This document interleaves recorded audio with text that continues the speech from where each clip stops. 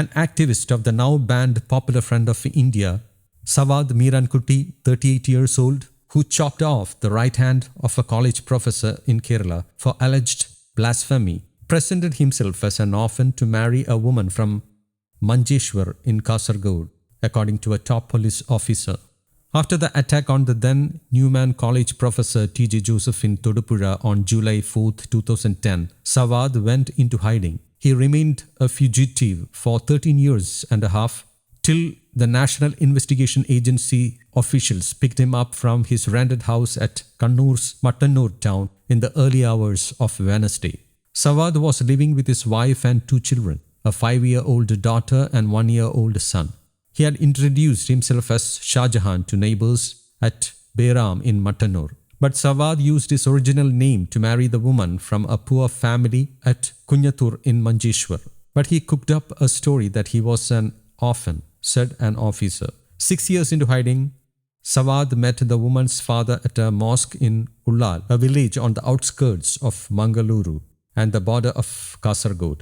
The man was poor and had 3 daughters of marriageable age. He married off his eldest daughter to Savad, who was then 31 years old, the officer said.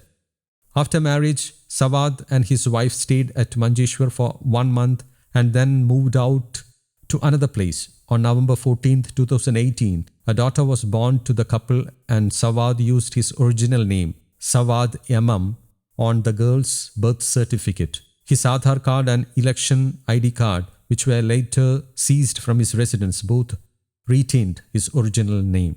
This later turned crucial in the investigation to track him down. The National Investigation Agency, who took over the case in 2011, had announced a reward of 4 lakh for giving information about him and raised it to rupees 10 lakh in 2023. But Savad, a native of Asamannur in Ernakulam, escaped to Bengaluru after the gruesome crime but returned and ensconced himself in society. According to residents of Bayram, Savad's family moved into a rented house there 2 years ago. His wife was pregnant with their second child. He worked as a carpenter in houses in the locality. Savad appeared introvert but a decent guy. He did not indulge in loose talks and limited his answers to the questions asked. As a carpenter, he was earning around Rs 1,200 as daily wage. Savad was planning to move to another locality by the end of January, but the NIA raided his house before that. According to sources, Savad's wife had no clue about Savad's past.